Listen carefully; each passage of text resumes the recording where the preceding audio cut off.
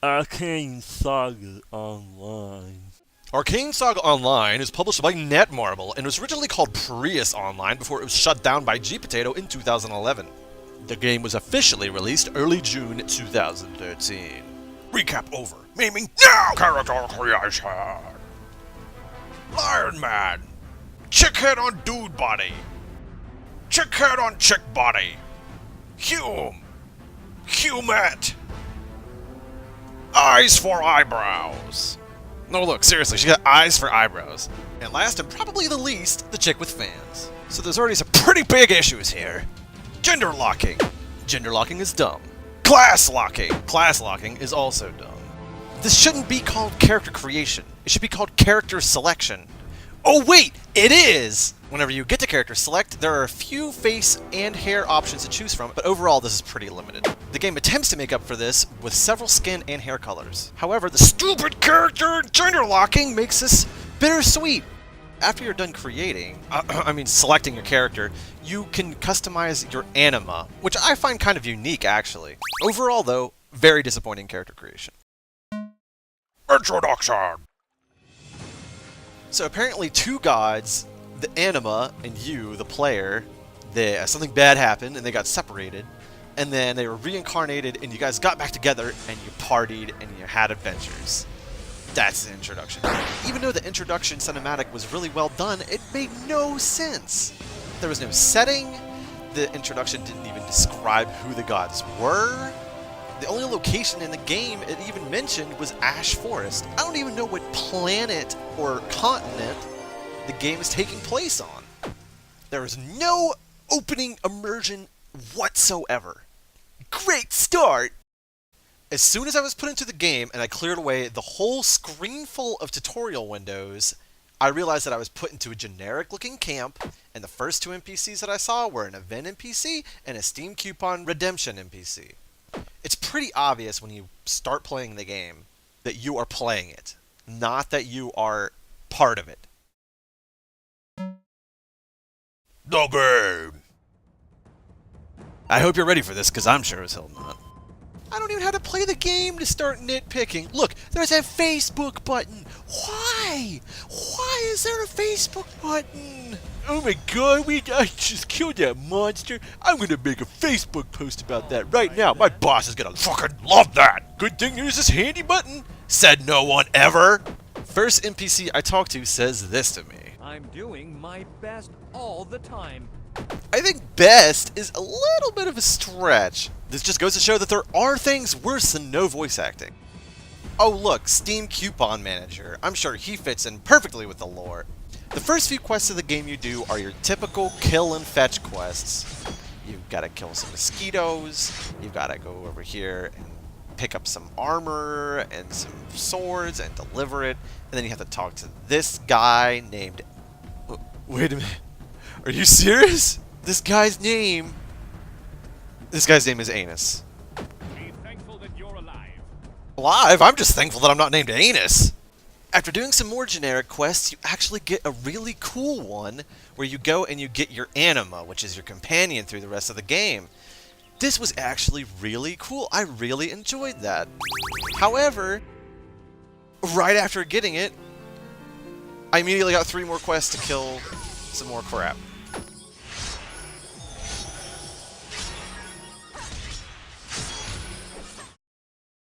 Wait a minute. Side saddle. Nope. Nope.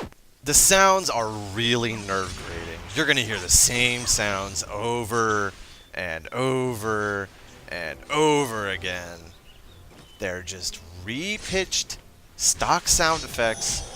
They will drive you crazy. The UI sounds are equally obnoxious. The music, while not inherently bad, is short and on a loop. And you can't turn the loop off. You could either turn the music on or off. And if it's on, it loops. So you're going to be hearing the same loop of music, probably about a minute long, several times in each area. Some of the areas don't even have music at all, which is even worse whenever you have to hear the sound effects over and over again.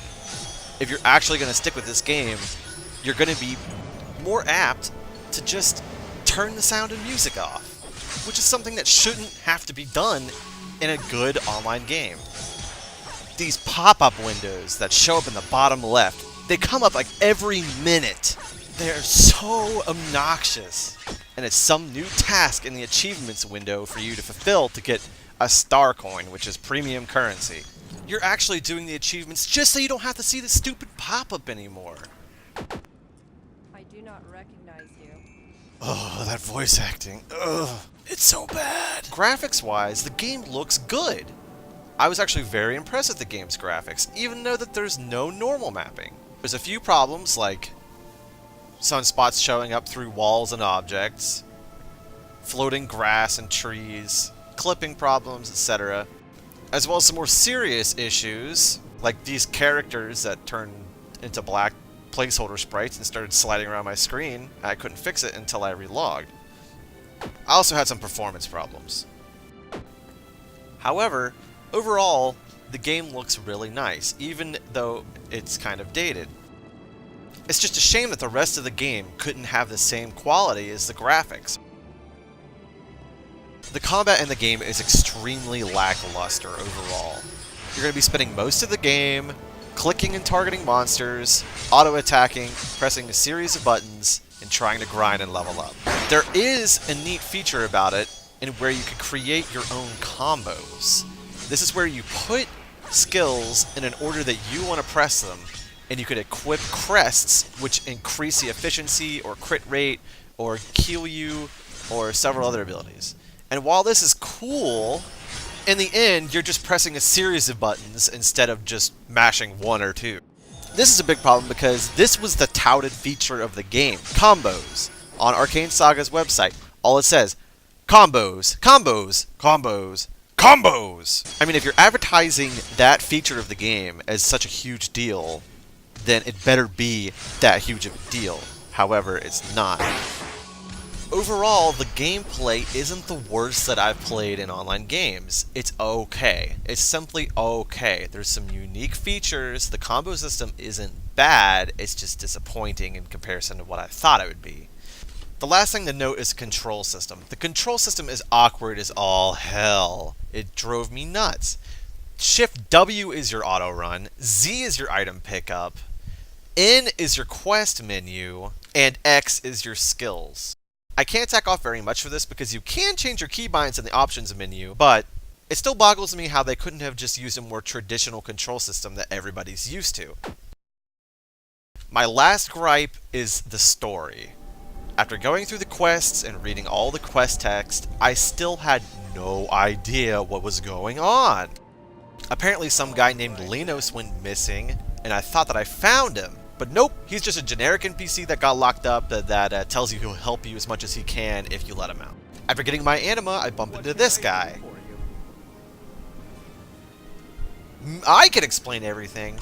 My ass, you guys haven't told me shit. I don't even know what a Xenor is. I'm doing my best all the time. Yeah, it shows. You're just standing there, you lazy sack of shit. So he tells me that I'm a legendary Xenor, and apparently that's a super awesome thing. So awesome, in fact, that he tasked me with killing bulls instead of helping look for the guy that was apparently missing. And I still don't know what a Xenor even is. I know translation is an issue, but the translation in this game isn't that bad. I just can't be immersed in a story I know nothing about.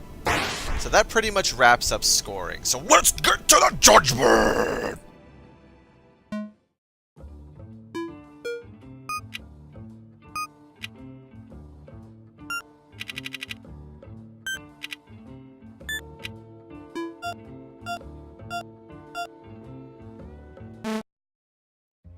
Okay, don't get me wrong. Arcane Saga Online isn't a horrible game. It has a couple good things going for it. For example, your anima, you could actually control it. Netmarble has said that they're going to add more functionality to the anima in the future. From what I've read, there's a pretty robust crafting system in Arcane Saga Online, and apparently it is way improved over what it was in Prius Online, so it's good to know that the developers are trying to make an effort to improve the game. If you're the kind of person that likes collecting things, there is a very large library of mounts, and you have to collect all of them. There's many ways to do it, like harvesting dead creatures, or maybe capturing them. Each mount even has its own description. The most important thing about the game is that nothing isn't fixable.